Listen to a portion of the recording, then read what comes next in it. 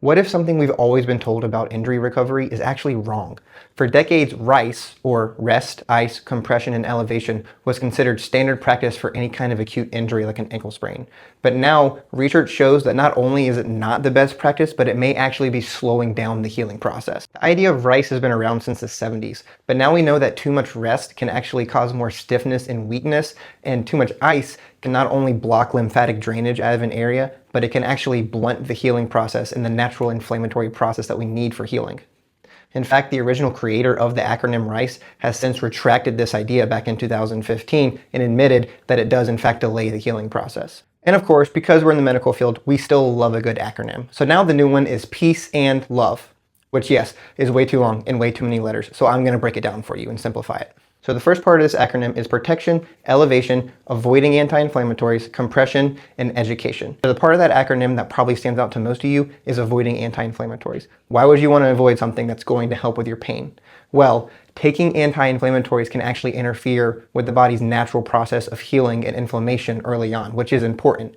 That being said, if your pain is so unbearable, the only way you can cope with it is by taking some pain medication. I'm not telling you to never take that. However, it's important to try to dial it back as much as you can and let your body's natural healing process happen.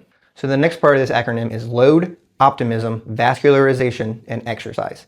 So I'm not going to go into great detail with explaining every single word in this long acronym.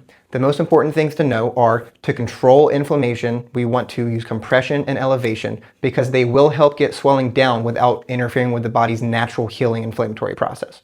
The next important thing is having a positive mindset and understanding the healing process. Understanding that it is going to take time, but your body is capable of healing and it will as long as you create the best environment for it to do so. The last thing you need to know is that movement is key within the parameters of it needs to be within relative tolerance of that joint or injured area. So if you roll your ankle today, don't go out tomorrow and go for a run, but do keep it moving. Don't just elevate it and keep it still all day long. You want to frequently keep the joint moving. Pump your ankle up and down, move it in and out, make circles. If you're able to walk without a lot of pain, stand up and walk around for a couple minutes every hour.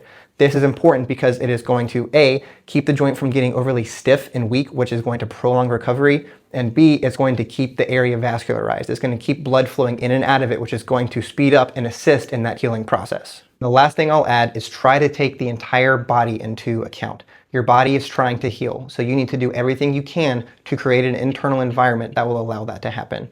Try to get a good night's sleep, try to drink plenty of water, try to eat relatively healthy, and try to have that positive mindset and believe and understand that your body can and will heal because that matters.